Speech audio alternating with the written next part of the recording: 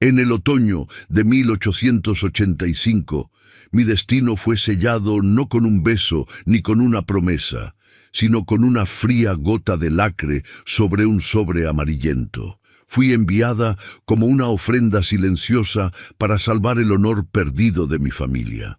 Fui destinada a casarme con un hombre cuyo nombre era apenas un eco de poder y de temor. Un susurro en los salones que yo, irónicamente, ya no podía frecuentar. Un hacendado del norte, una bestia, decían algunos en voz baja. Un rey en su propio desierto, susurraban otros con una mezcla de envidia y miedo. Yo no sabía quién era él en realidad, no conocía el timbre de su voz, ni el color de sus ojos, ni la forma en que su rostro cambiaba con el sol, pero estaba a punto de descubrir que mi jaula, esa prisión dorada que tanto temía, podía, en ocasiones, esconder la llave a la más inesperada y profunda de las libertades. Mi nombre es Leonora Salazar. Crecí en un mundo que se desmoronaba con elegancia. Fui educada entre clases de piano, cuyas melodías llenaban salones cada vez más vacíos, y entre libros de filosofía que hablaban de un orden y una lógica que ya no existían fuera de sus páginas. Mi familia, los Salazar, había sido un pilar en la sociedad de la ciudad, un apellido que abría puertas y generaba reverencias, pero los pilares también pueden caer. La mala gestión de mi padre, sus deudas de honor y una fe ciega en fortunas que nunca llegaron, nos habían reducido a meras sombras de lo que alguna vez fuimos. Vivíamos atrapados en una casa inmensa, un mausoleo de nuestra antigua gloria, manteniendo una fachada de opulencia para un mundo que ya no nos miraba. Por dentro, todo era polvo y silencio. Esa tarde, la luz del sol entraba tímida por los ventanales sucios del gran salón, como si también ella sintiera vergüenza de iluminar nuestra decadencia. Yo estaba de pie, con la espalda recta, una lección que mi institutriz me había grabado a fuego. La dignidad, Leonora, es lo último que se pierde. Frente a mí, mi padre, don Ricardo, sostenía la carta que cambiaría mi vida. No me miraba a los ojos. Su cobardía era una capa más sobre la derrota que ya encorvaba sus hombros. «Leonora», dijo, y su voz sonó hueca. «Ha llegado la respuesta de don Mateo Valdepeña». Don Mateo Valdepeña, el dueño de la inmensa y lejana hacienda La Sombra. Aquel nombre había flotado en nuestra casa durante las últimas semanas, cargado con el peso de la desesperación y la última esperanza. Un viejo amigo de mi abuelo, decían, un hombre inmensamente rico, y nuestra única salida. Mi corazón martilleaba contra mis costillas, un tambor sordo en el silencio del salón. Forcé mi voz a salir firme, sin el temblor que sentía en el alma. «Y bien, padre, acepta la propuesta». La palabra «propuesta» era un eufemismo tan frágil que amenazaba con romperse en el aire. No era una propuesta, era una transacción. Mi padre finalmente levantó la vista. En sus ojos vi un torbellino de emociones que me revolvió el estómago. Un alivio vergonzoso y una culpa tan profunda que desvió la mirada casi al instante. «Acepta», confirmó. «Partirás en 3 días. El matrimonio se celebrará en la hacienda». Matrimonio. La palabra cayó sobre mí como la losa de un sepulcro. En ese instante dejé de ser Leonora. Me convertí en el precio para lavar las deudas de mi padre, para restaurar un honor que solo vivía en los retratos que colgaban de las paredes. Tenía 25 años, y la vida que había soñado, una vida modesta pero mía, llena de libros, de largos paseos, quizás de un amor nacido de la complicidad y las conversaciones a media luz. Esa vida acababa de ser borrada por completo, sacrificada en el altar de la conveniencia. Esa noche, el aire en mi dormitorio se sentía pesado, irrespirable. Cada objeto que guardaba en el viejo baúl de viaje parecía un pedazo de mi alma que estaba enterrando para siempre. mis libros, mis queridos y silenciosos compañeros. ¿Tendría un lugar para ellos en mi nueva vida? ¿O se esperaba de mí que fuera tan solo una figura decorativa, una esposa silenciosa en la casa de un hombre poderoso y desconocido? Mi madre, doña Elena, entró sin hacer ruido, una figura frágil consumida por una vida de resignación. Se sentó en el borde de mi cama, su mirada perdida en los pliegues de su vestido. «Hija», susurró, «sé que esto es difícil, pero es tu deber». Me detuve, dándole la espalda. El dolor en mi pecho era una brasa ardiente. «¿Mi deber?», respondí, mi voz más afilada de lo que pretendía. «¿Mi deber es ser vendida como ganado para pagar las deudas de padre? Tu deber es salvar a esta familia», corrigió ella, y en su voz había una tristeza antigua. «Don Mateo es un buen hombre», dicen, «un hombre poderoso. Te dará su nombre, su protección, te respetará. En nuestra posición, Leonora, el respeto de un hombre así es más de lo que podemos soñar.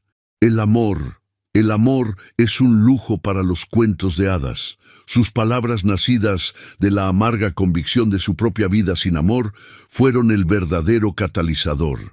No fue la orden de mi padre, sino la resignación de mi madre lo que encendió una llama de rebeldía en mi interior. Si el amor era un lujo, yo me negaba a ser pobre de espíritu.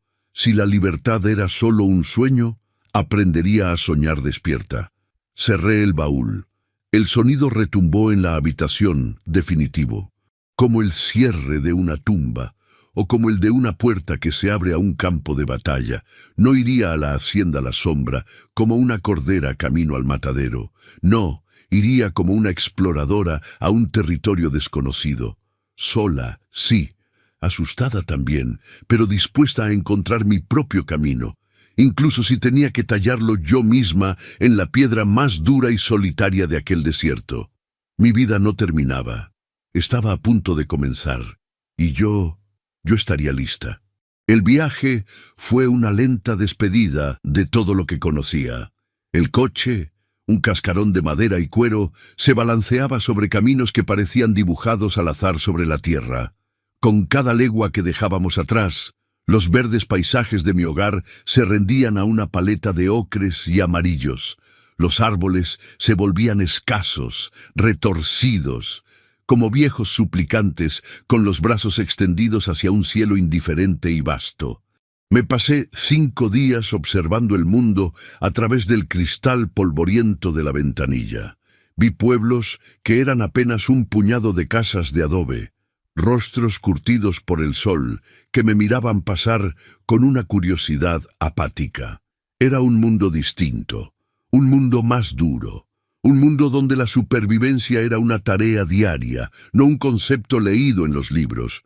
Y con cada kilómetro, el nombre de Mateo Valdepeña se hacía más grande en mi mente, más real. Esta es la historia de cómo encontré el amor en el corazón del miedo.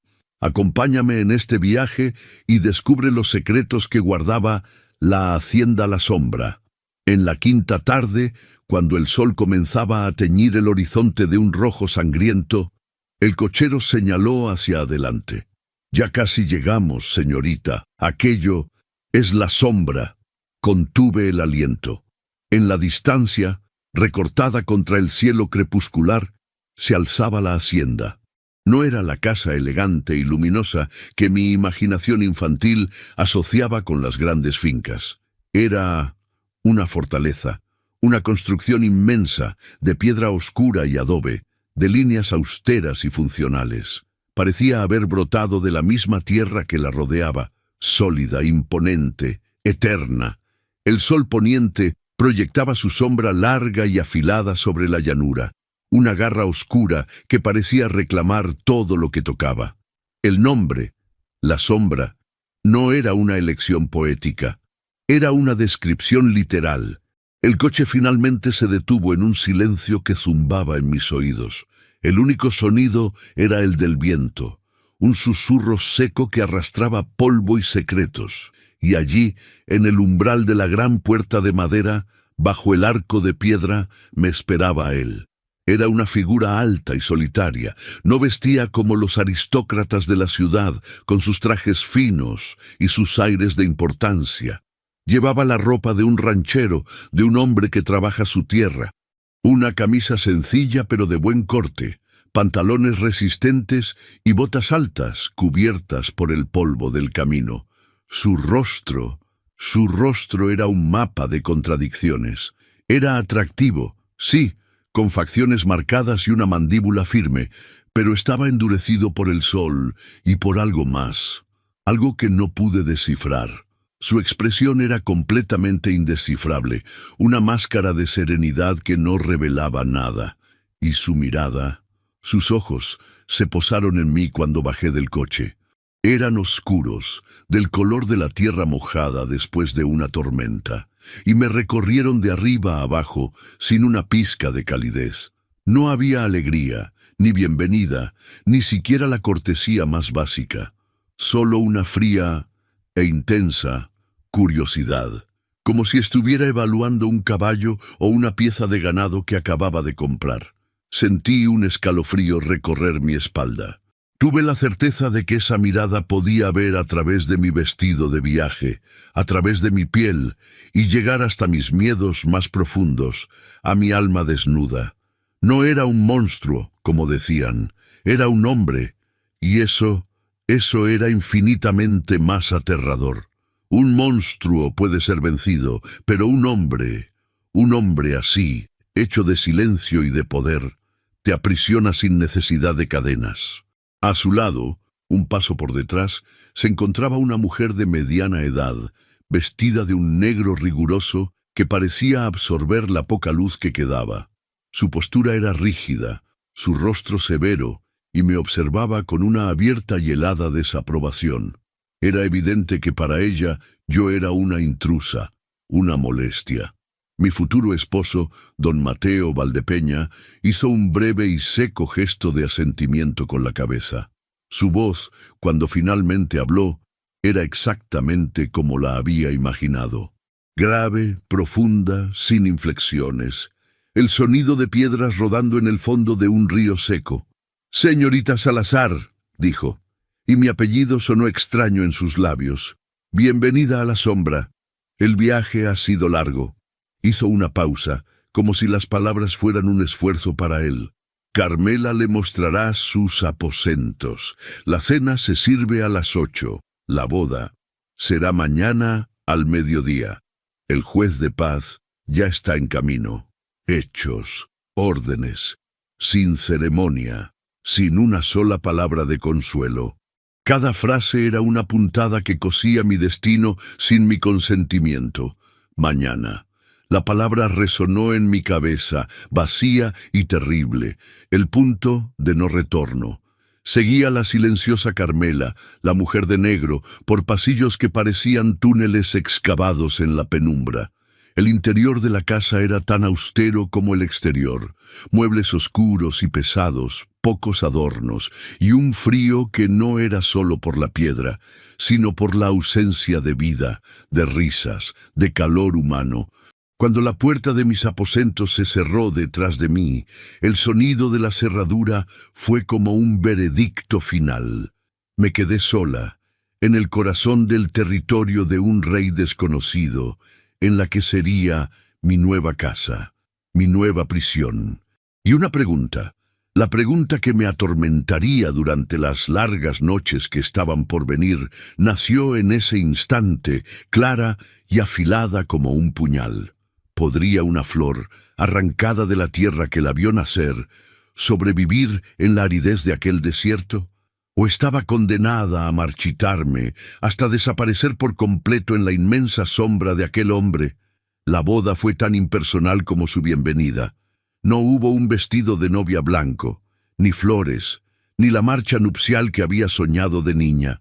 Me puse el mejor de mis vestidos de viaje, un traje de lana oscura que se sentía más apropiado para un funeral que para una boda. La ceremonia tuvo lugar en el gran salón, el mismo que me había recibido el día anterior. Un juez de paz, un hombrecillo de aspecto cansado y con olor a tabaco, recitó las palabras de un libro raído sin emoción alguna. Mis únicos testigos fueron 2 vaqueros de la hacienda, hombres de rostro adusto que se quitaron el sombrero con torpeza y mantuvieron la vista fija en el suelo durante todo el acto. Don Mateo Valdepeña estaba a mi lado, pero un abismo nos separaba. Respondió con un sí, acepto, tan desprovisto de sentimiento que podría haber estado aceptando un cargamento de grano. Cuando llegó mi turno, una oleada de pánico me subió por la garganta. Miré al juez, a los vaqueros, a la sombra de mi nuevo esposo. Estaba firmando mi vida. Mi voz fue apenas un susurro cuando dije, sí, acepto.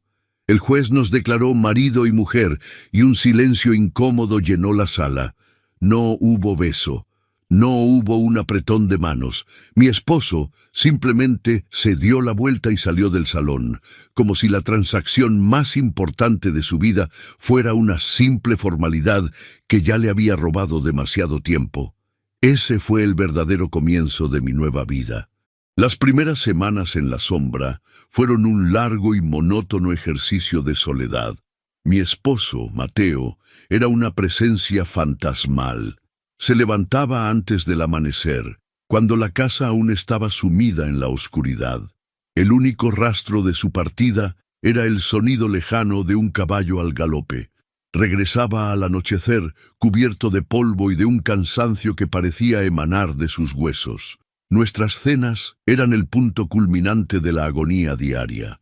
Nos sentábamos en un comedor inmenso, en una mesa tan larga que podíamos habernos gritado de un extremo a otro. Él en la cabecera, yo en la opuesta, como 2 monarcas de reinos enfrentados. El único sonido era el tintineo de los cubiertos de plata contra la porcelana. Un sonido nítido y solitario que rebotaba en el pesado silencio. A veces levantaba la vista y lo observaba. Comía con una eficiencia metódica, sin disfrutar de la comida, simplemente consumiendo combustible para el día siguiente. Nunca me miraba. Yo era un mueble más en su casa, un objeto caro y probablemente innecesario. No había crueldad en su trato, no de forma activa. Simplemente había una ausencia total de conexión. Un muro invisible pero tan real y frío como la piedra de la hacienda me rodeaba por completo. Me hacía sentir no ya como una invitada no deseada, sino como una fantasma condenada a vagar por los pasillos de una casa que nunca sería mi hogar. Y si la indiferencia de mi marido era un tormento pasivo, la hostilidad de Carmela era mi tortura activa y diaria. Ella era la verdadera señora de la sombra. Gobernaba la casa con un puño de hierro envuelto en un guante de seda negra. Cada uno de mis tímidos intentos por encontrar un lugar, por sentirme útil, era sutilmente saboteado con una precisión casi artística.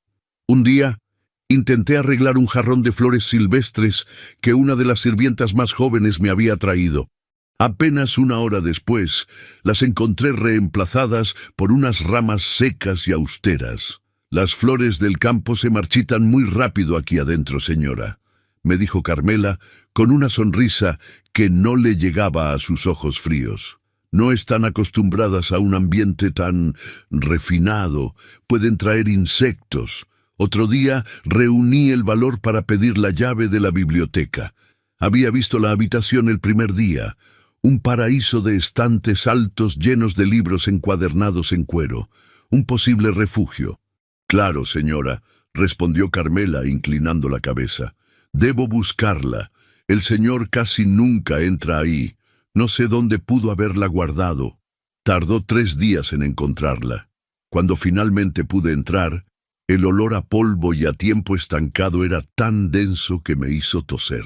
Carmela me trataba como a una niña tonta, una muñeca de porcelana llegada de la ciudad, demasiado frágil y estúpida para la dura realidad de la hacienda. Sus palabras eran siempre respetuosas, pero su tono, sus miradas, sus gestos, todo en ella me gritaba que yo no pertenecía a ese lugar, que era una extraña, una usurpadora, una carga. Su lealtad no era hacia el apellido Valdepeña, era hacia el orden que ella misma había creado en la casa. Y yo era el caos. Las sirvientas, siguiendo su ejemplo, me evitaban. Me hablaban con monosílabos, con la cabeza gacha, temerosas de la ira de Carmela, si se mostraban demasiado amables conmigo. Así que mis días transcurrían en una soledad casi absoluta, deambulando por habitaciones inmensas y frías, sintiéndome cada vez más pequeña, más invisible. Me sentaba junto a la ventana de mi cuarto, observando la vida de la hacienda a lo lejos. Veía a los vaqueros trabajar, oía sus risas lejanas, veía el humo de las cocinas del personal. Un mundo vibrante y real, del que yo estaba completamente excluida. Era una prisionera con vistas a la libertad. Y cada día que pasaba, la pregunta en mi interior se hacía más fuerte. ¿Cuánto tiempo podría un espíritu sobrevivir sin una sola palabra amable, sin una sola mirada de afecto, antes de convertirse en piedra? Pasaron las semanas, y el veneno de la soledad comenzó a hacer su efecto. Me sentía apática, sin energía, como una planta que no recibe sol. Podía haberme quedado en mi habitación, marchitándome lentamente entre las 4 paredes de mi jaula dorada. Podía haberme rendido a la tiranía silenciosa de Carmela y a la indiferencia de mi esposo, y estuve cerca, muy cerca. Pero entonces, una mañana, me miré en el espejo de mi tocador.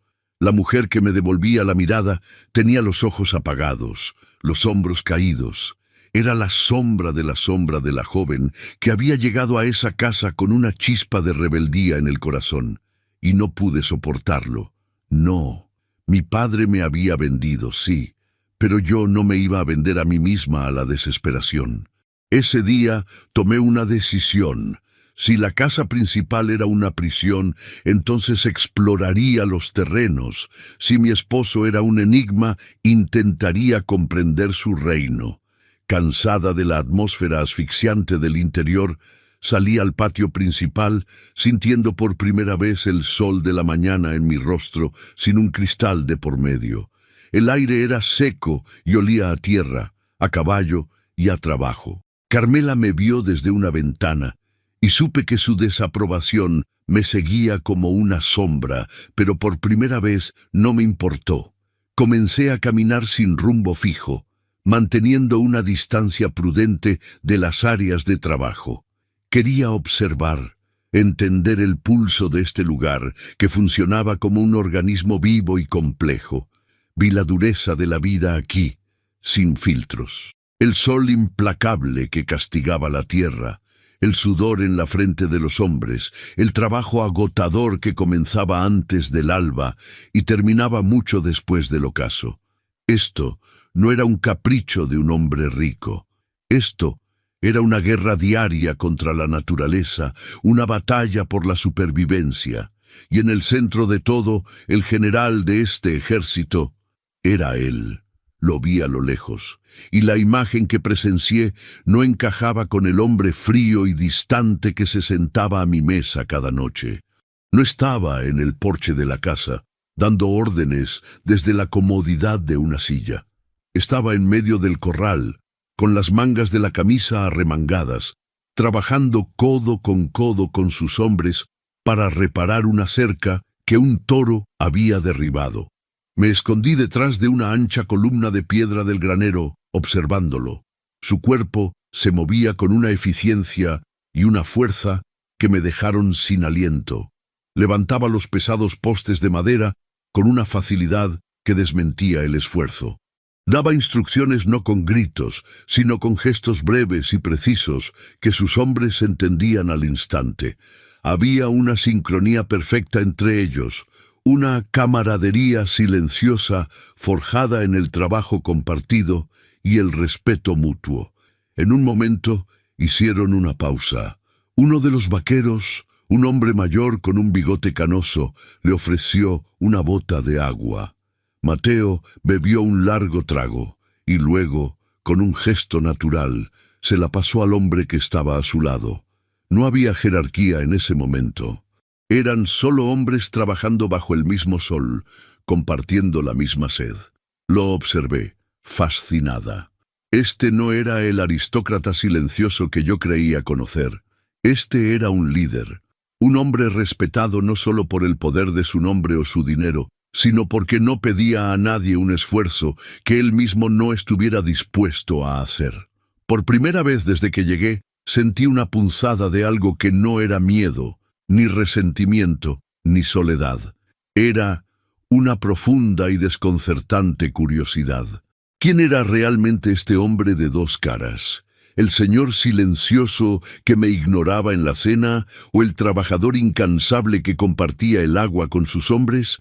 ¿Era posible que ambas personas vivieran dentro del mismo cuerpo? ¿O era que una de las dos era una máscara? Estaba tan absorta en mis pensamientos que no me di cuenta de que él había levantado la vista. Nuestros ojos se encontraron a través de la distancia del patio. El mundo pareció detenerse por un instante. Vi la sorpresa cruzar su rostro, una emoción genuina, desnuda, antes de que su habitual máscara de indiferencia volviera a caer en su lugar, como un telón de acero. Se quedó mirándome un segundo más, y en esa mirada creí ver una pregunta. O quizás fue solo mi imaginación. Sentí el calor subir a mis mejillas, como si me hubieran descubierto espiando un secreto íntimo. Me di la vuelta y me retiré de nuevo hacia la casa, con el corazón latiéndome deprisa. Él se giró y volvió al trabajo, pero el momento quedó suspendido en el aire entre nosotros. Ese breve cruce de miradas fue todo, pero fue suficiente.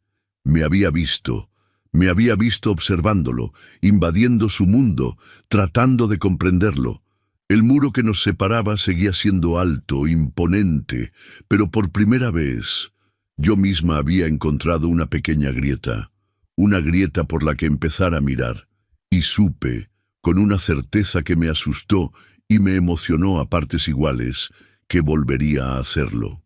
Después de aquel día en el patio, algo en mí se negó a volver a la jaula. La imagen de Mateo trabajando, la sorpresa en su mirada, se convirtieron en mi pequeño secreto, una brasa que calentaba mi espíritu en la fría soledad de la casa. Comencé a buscar, con una nueva determinación, un espacio que pudiera llamar mío, un refugio, un lugar que no estuviera contaminado por la vigilancia de Carmela o por los fantasmas del silencio. Y lo encontré por accidente. O quizás fue el destino que a veces nos guía por los senderos más olvidados.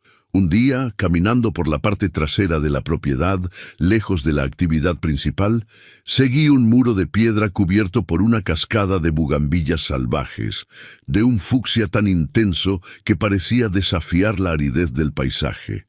La curiosidad me llevó a apartar las enredaderas espinosas, y detrás de ellas, oculta como un secreto, había una vieja estructura de hierro forjado y paneles de cristal. Un invernadero. Estaba abandonado. El tiempo y la naturaleza lo habían reclamado. El cristal estaba cubierto de una gruesa capa de polvo y telarañas, y algunas de sus placas estaban rotas.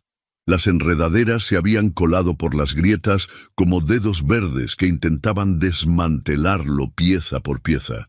Parecía el esqueleto de un sueño olvidado, pero para mí fue el descubrimiento más emocionante desde mi llegada. La puerta chirrió con una queja metálica cuando la empujé. El aire en el interior era denso, caliente, y olía a tierra húmeda y a descomposición vegetal. Era un cementerio de plantas, macetas de terracota volcadas, plantas exóticas convertidas en esqueletos secos, un testimonio de un cuidado que se había perdido hacía mucho tiempo. Era un lugar triste, pero también extrañamente hermoso.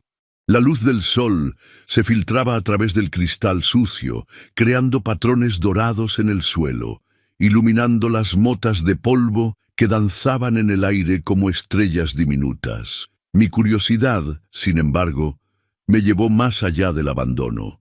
En un rincón, protegido de los elementos por un techo aún intacto, había un pequeño banco de trabajo de madera, y sobre él, casi como un altar olvidado, encontré varios cuadernos. Estaban encuadernados en cuero oscuro, gastado por el uso, sin títulos, sin nombre. Impulsada por una fuerza que no pude controlar, tomé el primero y lo abrí. Y entonces descubrí el alma secreta de mi esposo. Las páginas estaban llenas de dibujos. No eran simples bocetos. Eran estudios botánicos de una precisión y una belleza que me dejaron sin aliento. Orquídeas silvestres que yo nunca había visto, con pétalos delicados como alas de mariposa. Cactos extraños que florecían con una belleza feroz y solitaria. Hierbas medicinales que crecían solo en las grietas de las rocas.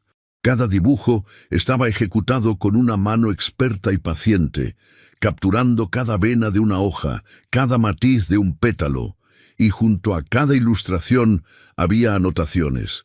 Una caligrafía elegante y meticulosa, la misma que había firmado nuestro contrato de matrimonio, describía el ciclo de vida de cada planta, sus propiedades, los lugares exactos de la hacienda donde las había encontrado. Pasé las páginas, completamente absorta. Este era el trabajo de un erudito, de un artista, de un hombre con una paciencia infinita y un alma capaz de ver la belleza en las cosas más pequeñas y frágiles del desierto.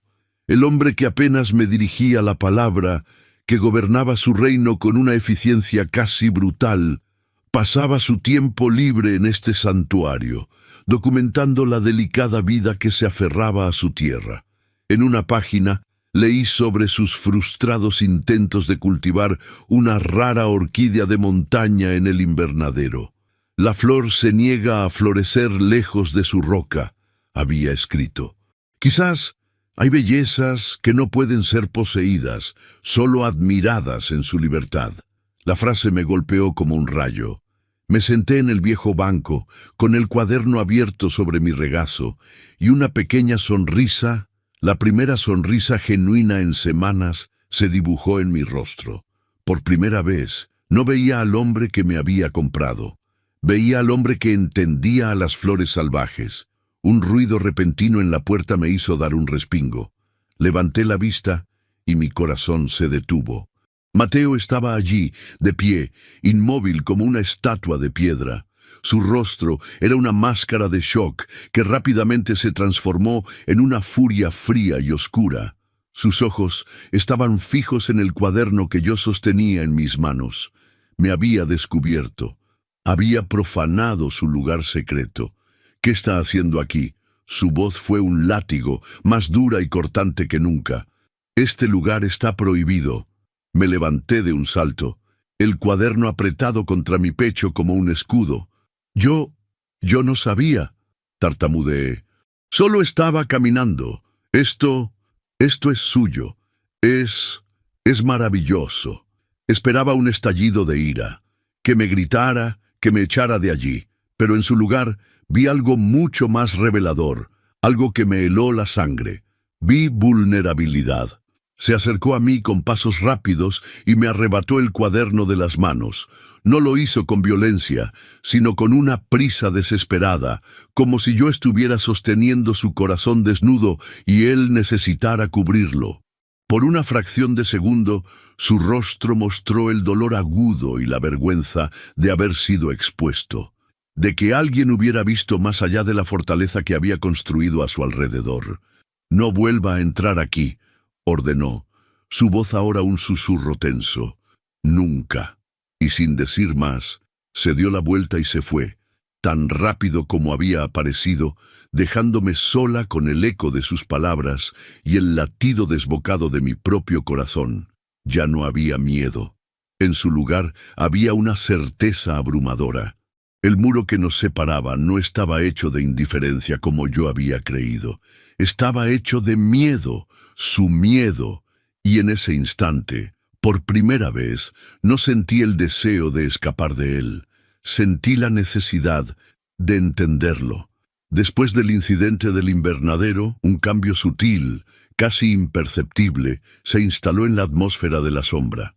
El muro entre mi esposo y yo no se había derrumbado, pero la confrontación había dejado grietas en su superficie, y por esas grietas, tímidamente, comenzaba a filtrarse una extraña luz. Mateo no volvió a mencionar el invernadero, y yo no me atrevía a acercarme a él de nuevo, pero su orden, no vuelva a entrar aquí, ya no sonaba en mi memoria como la amenaza de un carcelero, sino como la súplica de un hombre que protege su única y frágil posesión. Y ese conocimiento lo cambió todo. Decidí que si no podía entrar en su santuario, construiría el mío. Con una audacia que me sorprendió a mí misma, le pedí a Carmela, con la mayor naturalidad que pude fingir, que me asignara un pequeño trozo de tierra cerca de la cocina. Para cultivar algunas hierbas aromáticas, le dije, para la comida. Pude ver en sus ojos un destello de desdén, como si la idea de que yo hiciera algo útil fuera ridícula, pero no pudo negarse sin parecer abiertamente insubordinada. Así nació mi jardín, un pequeño rectángulo de tierra que se convirtió en mi reino. Con la ayuda de la joven Elodia, la sirvienta que a veces me miraba con simpatía, comencé a trabajar la tierra.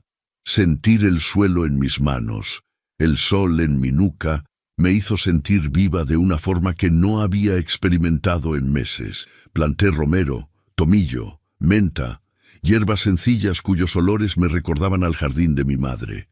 Y usando los conocimientos que había adquirido en mis amados libros, empecé a crear pequeños remedios. Ungüentos para las quemaduras del sol de los vaqueros, infusiones para los cólicos de los niños. Al principio, la gente me miraba con desconfianza, instigados por las miradas de advertencia de Carmela, pero poco a poco, cuando vieron que mis remedios funcionaban, comenzaron a acercarse. Las mujeres, sobre todo, venían en voz baja, casi a escondidas, a pedirme consejo. Y por primera vez sentí que pertenecía a algo, que era más que la señora de la casa, era útil, y Mateo lo notó. Nuestras cenas, antes un monumento al silencio, comenzaron a llenarse con palabras. Eran palabras pequeñas, torpes, como los primeros pasos de un niño. «El romero crece bien», dijo una noche, sorprendiéndome tanto que casi dejó caer el tenedor. «Sí», respondí, con el corazón acelerado. «Le gusta el sol directo». Otra noche levantó la vista de su plato y preguntó, «¿Qué hierba es esa que huele a limón?» «Es cedrón», le expliqué. «Ayuda a calmar los nervios y a conciliar el sueño». Él solo asintió, pero no volvió a bajar la mirada de inmediato. Me sostuvo la mirada un segundo más de lo habitual y en sus ojos ya no vi la fría evaluación, sino una genuina curiosidad. Eran pequeños puentes, frágiles y temblorosos, construidos sobre el abismo que nos había separado. Y con cada uno de ellos una esperanza tonta y peligrosa comenzaba a crecer en mi pecho. Quizás mi madre se había equivocado. Quizás aquí, en este lugar olvidado del mundo, podría haber algo más que el frío respeto que me ofrecía su apellido. Traicionada y encerrada, ¿cómo podría Leonora probar su inocencia? ¿O estaba destinada a ser la culpable de la ruina de la sombra? Si te está intrigando esta historia, no olvides dejar un me gusta para apoyar nuestro canal.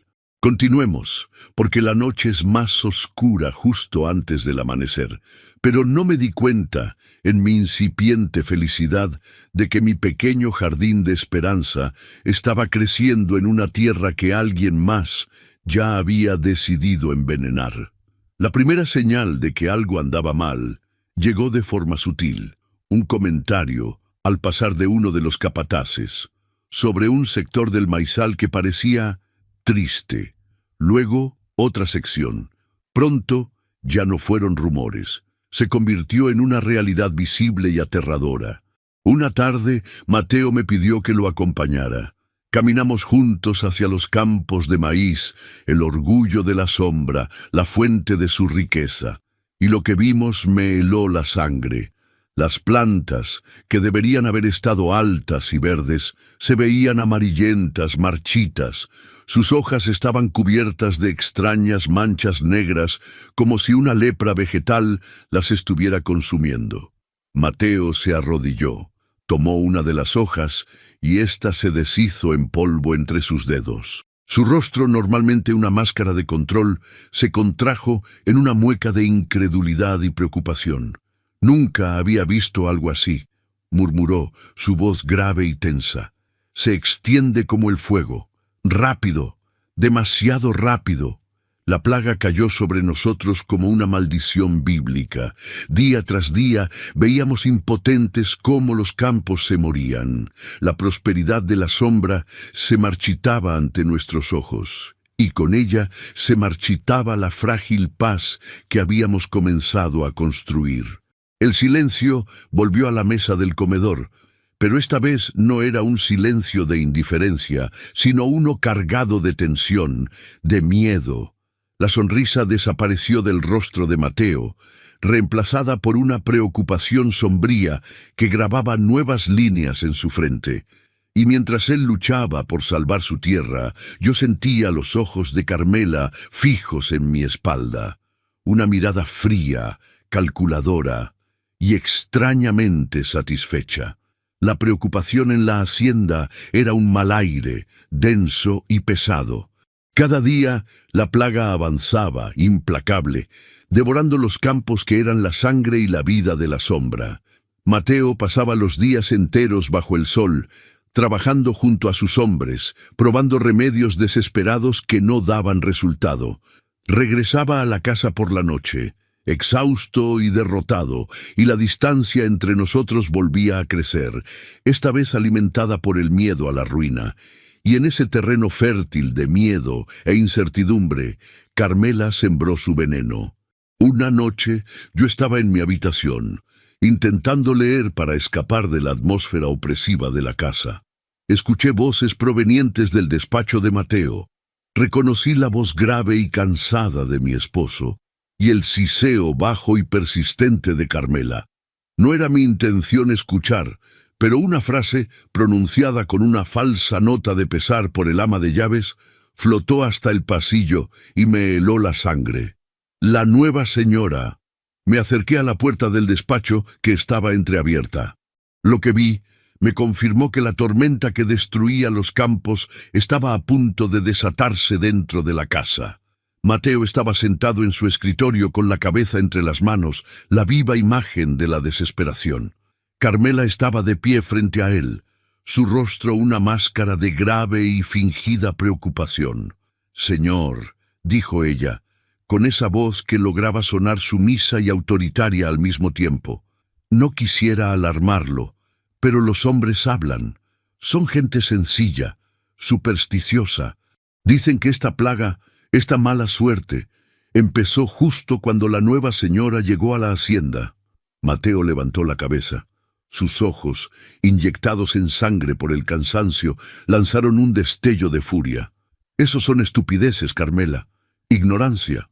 «Quizás, señor, quizás», concedió ella, astuta. Pero esta tarde uno de los muchachos encontró esto cerca del pozo, el mismo pozo que se usa para regar los campos del este. Con un movimiento lento y deliberado, Carmela colocó un pequeño saco de tela sobre la mesa. Lo abrió y de su interior vertió un montoncito de hierbas machacadas y oscuras. Mi corazón dio un vuelco, se parecían a las que yo usaba. «Son las mismas hierbas que la señora usa para sus remedios», continuó Carmela, su voz cargada de insinuación. «Ella misma me dijo que eran para ayudar a la gente. Es una mujer de ciudad, con buenas intenciones, estoy segura, pero ignorante de las cosas del campo. ¿Y si se equivocó? ¿Y si una de sus mezclas con la mejor de las intenciones ha envenenado nuestra tierra? Era una mentira perfecta, brillante en su maldad. No me acusaba directamente de malicia, sino de una ignorancia que resultaba igual de destructiva. Jugaba con los miedos de la gente, sembraba una duda razonable y me convertía a mí, la extraña, la de fuera, en la culpable perfecta. Vi a Mateo mirar las hierbas, vi la duda, como una sombra de tinta, extenderse por su rostro.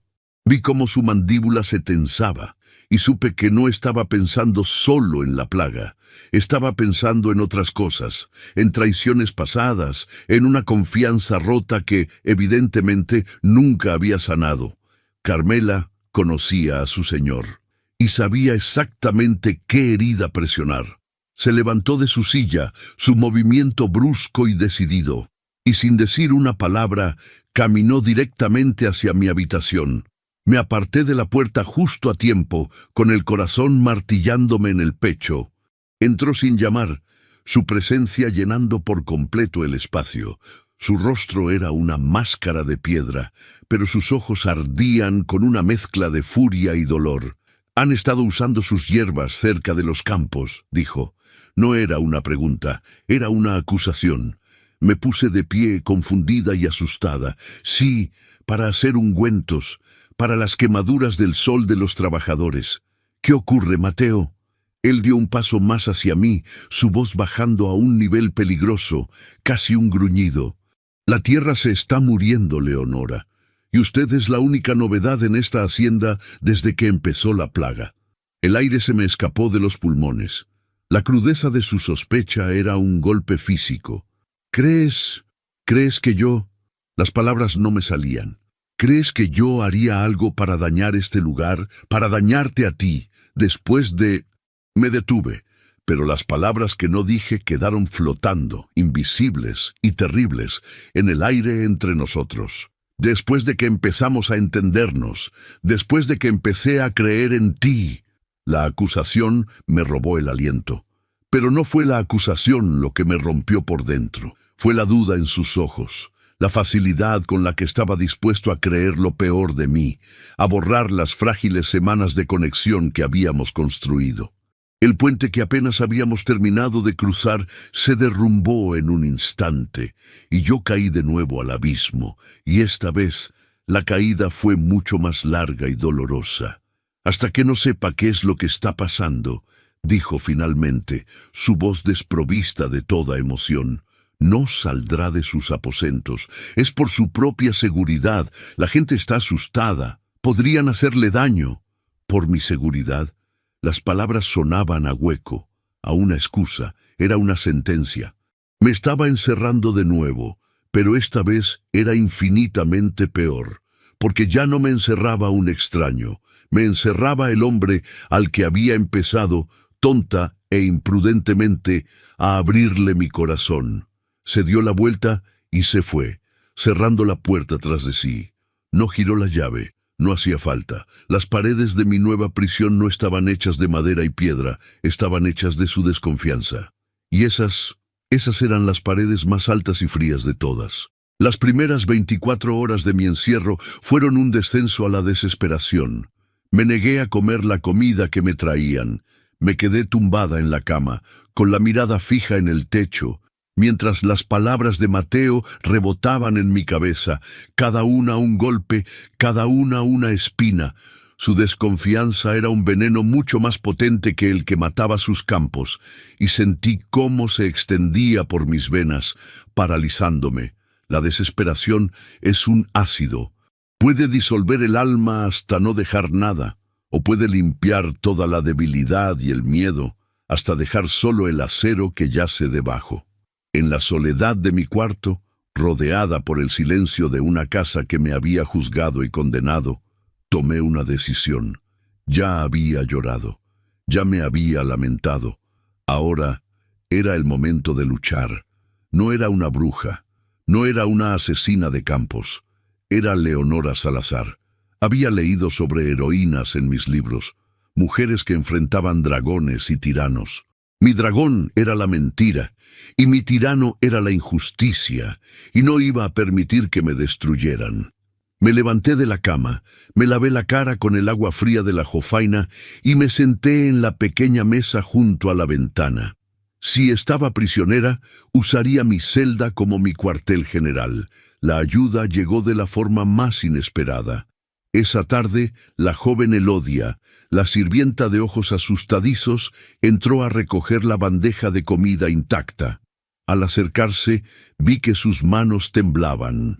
Cuando se inclinó para tomar la bandeja, susurró tan bajo que apenas pude oírla. «Señora, no crea lo que dicen. Carmela no es quien parece. Tenga cuidado». Antes de que pudiera responder, se irguió y salió de la habitación sin atreverse a mirarme. Esa pequeña frase fue una chispa en la más completa oscuridad, una aliada. No estaba completamente sola. A la mañana siguiente, cuando Elodia regresó, yo estaba preparada. Le hablé en voz baja y rápida.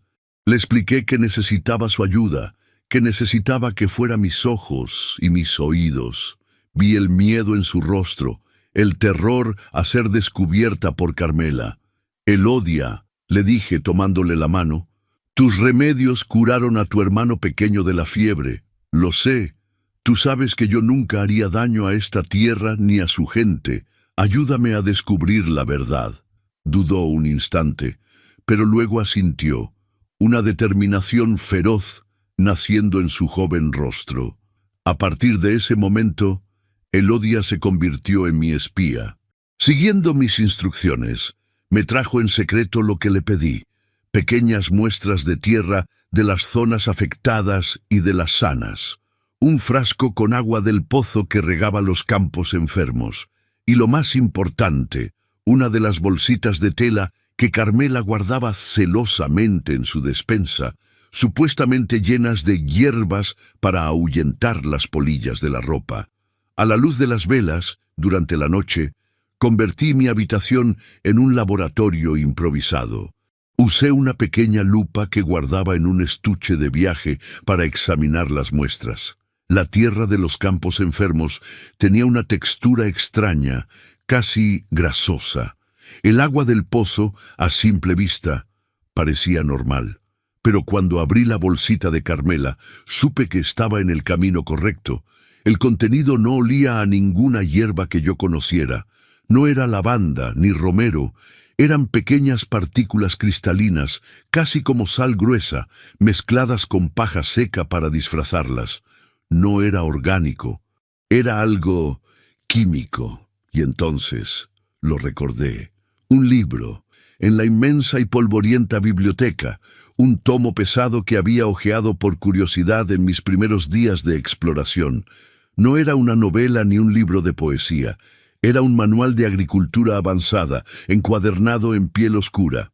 Un libro que Carmela, en su desprecio por mi supuesta ignorancia, nunca pensaría que yo recordaría, y mucho menos que entendería. Tenía que llegar a ese libro. Esa noche le di a Elodia instrucciones precisas.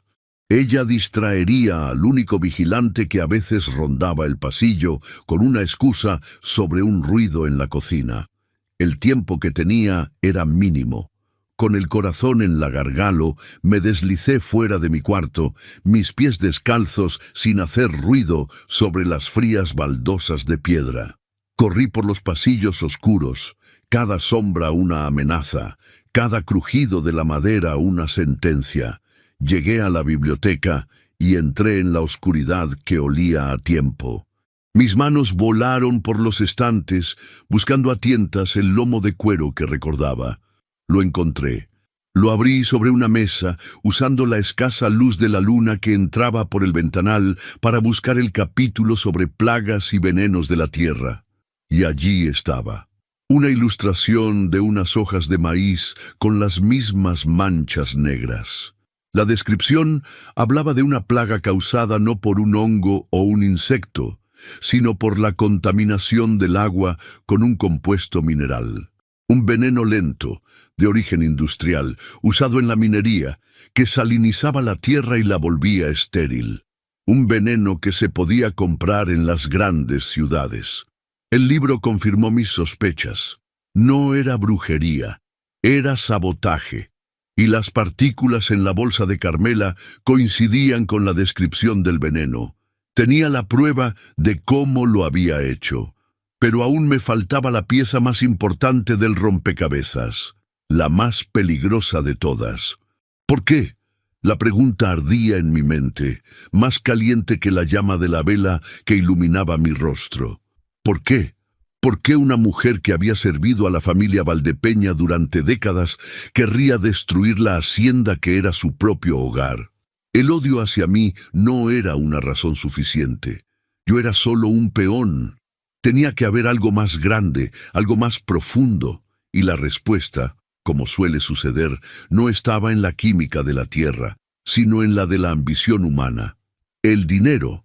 Sabía que el despacho de Mateo era el corazón financiero de la hacienda, y sabía que él, consumido por la crisis de los campos, pasaría la noche entera fuera, intentando una última maniobra para salvar la cosecha. Era mi única oportunidad. Volví a deslizarme por los pasillos silenciosos, una sombra movida por la determinación. La cerradura del despacho era más robusta que la de la biblioteca, pero años de leer novelas de misterio me habían enseñado un par de trucos. Con una horquilla de mi pelo, doblada y tensada, trabajé en la cerradura, mis manos temblando, escuchando cada pequeño clic del mecanismo como si fuera el latido de un corazón metálico. Y entonces cedió. Dentro, el despacho olía a cuero, a tabaco y a la abrumadora presencia de mi esposo. Fui directamente a su imponente escritorio de roble. No me interesaban los papeles de la superficie. Buscaba la historia. Encontré los libros de contabilidad de los últimos años, perfectamente ordenados. A primera vista, todo parecía correcto. Mateo era un hombre meticuloso. Pero si Carmela era una ladrona, tenía que ser una ladrona inteligente. No dejaría rastros obvios. Recordé haberla visto guardar a veces viejos recibos y facturas en un pequeño archivador en la esquina del despacho. Me dirigí hacia él. Estaba lleno de papeles viejos, la contabilidad de hacía 5, 10 años. Tomé uno de los libros viejos y uno de los actuales, y los puse juntos bajo la luz de la luna, y entonces lo vi. La prueba irrefutable de su traición. Eran pequeñas fugas, pequeñas pero constantes, compras de grano a un precio ligeramente inflado, ventas de ganado registradas por un número de cabezas inferior al real, pagos a proveedores inexistentes. Durante 10 años, Carmela había estado desangrando la sombra, gota a gota, un robo tan sutil y prolongado que era casi indetectable para alguien que confiaba ciegamente en ella. Comprendí su plan con una claridad aterradora.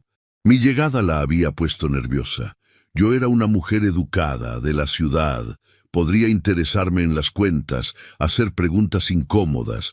Mi mera presencia era una amenaza para su pequeño imperio de engaños. Así que decidió crear una crisis, una catástrofe tan grande y absorbente que nadie, y mucho menos Mateo, se detendría a mirar los detalles de los libros de contabilidad. Me usaría como chivo expiatorio para encubrir su propio crimen. Era un plan diabólico, y casi había funcionado. Justo cuando el primer rayo de sol se colaba por la ventana, escuché un ruido en el exterior, un murmullo bajo que creció hasta convertirse en un clamor de voces airadas. El motín estaba sucediendo. Corrí a la ventana. En el patio principal, un grupo de vaqueros, liderados por el capataz, se había reunido. Sus rostros estaban crispados por el miedo y la ira. Llevaban antorchas, a pesar de la luz del amanecer, un símbolo de su furia. Mateo estaba frente a ellos, solo, intentando razonar, pero era como tratar de detener una marea. «Don Mateo, con todo respeto», gritó el capataz, su voz resonando en todo el patio. «Esa mujer tiene que irse. Es una bruja. Ha traído la maldición a esta tierra. Está acabando con nuestro trabajo, con nuestro pan». Era el momento, la última oportunidad. No había tiempo para el miedo. Tomé el libro de química, los 2 libros de contabilidad, el viejo y el nuevo, y la pequeña bolsa con el veneno. Salí del despacho y caminé con la cabeza alta por el largo pasillo hasta la puerta principal. Cuando aparecí en el umbral, un silencio tenso y hostil cayó sobre la multitud. Todos los ojos se clavaron en mí. Eran ojos llenos de odio, de superstición, de miedo. Caminé con paso firme hacia el centro del patio, sintiendo el peso de sus miradas como si fueran piedras. Pasé junto a Mateo, sin mirarlo, y me detuve frente a la multitud. «La tierra no está maldita», dije. Mi voz sonó clara y fuerte, sin un atisbo de temblor. «Ha sido envenenada». Los hombres murmuraron entre ellos. Vi a Carmela entre la multitud, cerca del porche, su rostro una máscara de indignación. «La señora de Lira», gritó. «El encierro le ha afectado la mente». Ignoré su voz y me dirigí directamente al capataz, pero mis palabras eran para todos. «Este libro», dije levantándolo, «describe un veneno, un polvo que se disuelve en el agua y mata la tierra. Y esta bolsa», la levanté también, que pertenecía a Carmela, no contiene hierbas, contiene ese mismo veneno. Abrí los libros de contabilidad sobre un barril cercano. ¿Pero por qué? ¿Por qué haría algo así? Porque durante 10 años Carmela les ha estado robando. A todos ustedes. A don Mateo. Señalé las páginas. Aquí dice que se compraron 100 sacos de semilla. Pero el recibo real dice que solo fueron 90. Aquí dice que se vendieron 50 novillos, pero en realidad fueron 60. La diferencia se la quedaba a ella. Poco a poco, yo llegué, y tuvo miedo de que descubriera su fraude, así que decidió arruinar la cosecha y culparme a mí, a la extraña. Una crisis para ocultar un robo. El silencio era absoluto, mortal. Todas las miradas pasaron de mí a una Carmela cuyo rostro había perdido todo su color. Mateo se acercó lentamente. Miró la evidencia sobre el barril, miró el rostro aterrorizado de Carmela, la mujer en la que había confiado ciegamente durante toda su vida, y luego, me miró a mí, su esposa, la mujer a la que había condenado y encerrado, de pie, sola, enfrentándose a todos para salvarlo a él, para salvar su hogar, y vi en sus ojos cómo la última sombra de duda se desvanecía, reemplazada por una certeza absoluta y profundamente dolorosa. Se volvió hacia Carmela. Su voz fue apenas un susurro, pero cortó el aire como una navaja. «¿Es cierto, Carmela?» Ella intentó negarlo, balbuceó, pero su rostro la delataba. Finalmente se derrumbó, un sollozo seco sacudiendo su cuerpo, la confesión del culpable. La batalla había terminado, y Mateo había elegido creerme a mí. Mateo hizo una señal silenciosa a 2 de sus vaqueros más leales. Se acercaron a Carmela y, sin violencia, pero con una firmeza inquebrantable, la escoltaron hacia la casa para que recogiera sus cosas. Nadie dijo una palabra mientras ella se iba, su espalda encorvada por el peso de una década de mentiras. Luego, mi esposo se volvió hacia sus hombres, su voz recuperando toda su autoridad. «La culpable ha sido descubierta», anunció, su voz resonando en el patio silencioso. «Mi esposa, doña Leonora, con su inteligencia y su valor, ha salvado esta hacienda. Ahora tenemos trabajo que hacer, tenemos que salvar nuestra tierra». Sus palabras me nombraron su igual, su compañera frente a todos, y la mirada que me dirigió en ese momento contenía un universo de arrepentimiento, de gratitud y de algo más, algo tan nuevo y tan frágil que me hizo contener la respiración, algo que se parecía mucho al amor. Las consecuencias del clímax no fueron gritos ni aplausos, sino un silencio lleno de trabajo y nuevas realidades.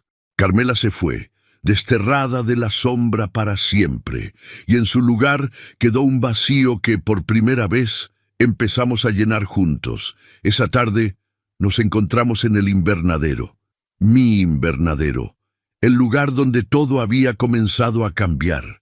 Yo estaba tratando de limpiar la tierra de una de las macetas y él entró en silencio, deteniéndose a mi lado. «Leonora», dijo, y su voz era suave. «Mateo», respondí, girándome para mirarlo. No había reproche en mi mirada, solo un profundo cansancio y una calma expectante. «Yo», comenzó, y le costaba encontrar las palabras. «Te juzgué mal. Permití que mis viejos fantasmas, que mi desconfianza, te hirieran de una forma imperdonable. No hay excusa para no haber creído en ti. Lo siento». «Ambos teníamos nuestros muros, Mateo», le dije en voz baja. «Tú construiste los tuyos con silencio y yo los míos con prejuicios. Quizás necesitábamos que se derrumbaran para poder vernos de verdad el uno al otro. Él tomó una de mis manos entre las suyas. Sus manos eran grandes y callosas por el trabajo, pero su tacto era increíblemente gentil. «Mi primera esposa», dijo, y supe que me estaba ofreciendo la llave de su herida.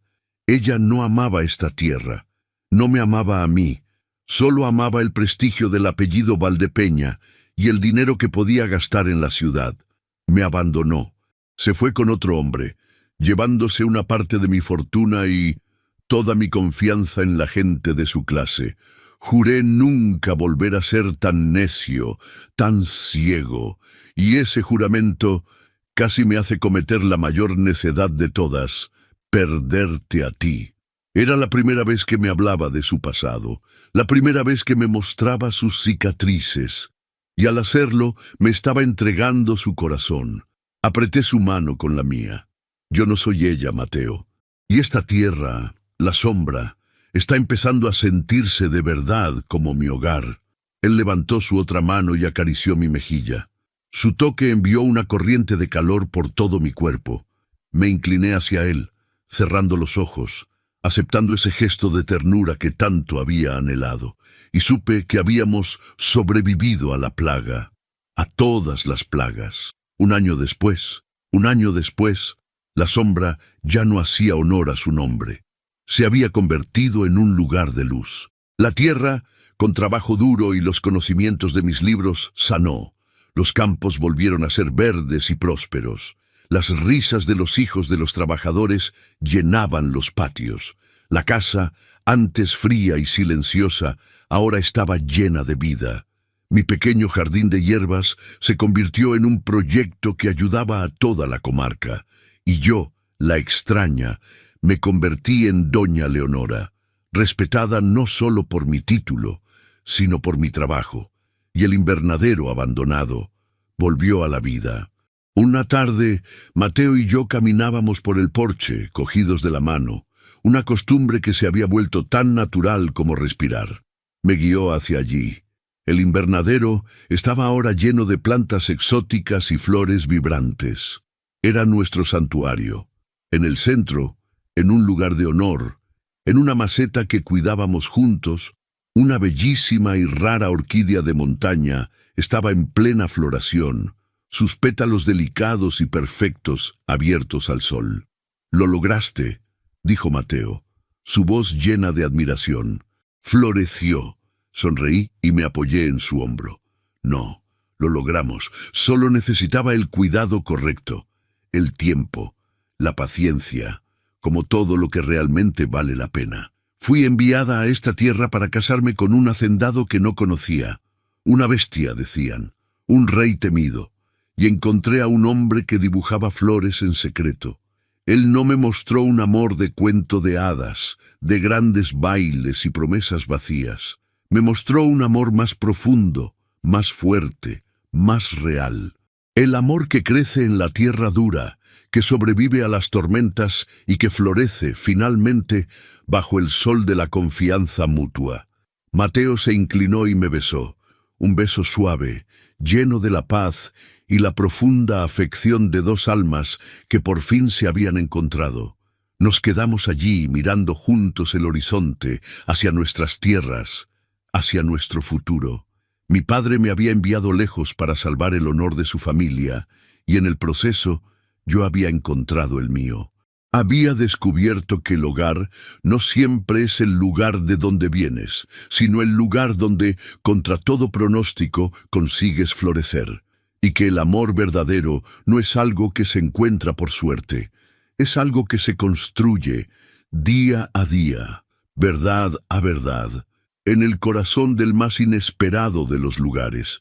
Si esta historia de amor, redención y fortaleza ha tocado tu corazón, suscríbete y activa la campanita para no perderte nuestros próximos relatos. Para más cuentos que intrigan la mente y conmueven el alma, mira nuestro siguiente vídeo aquí.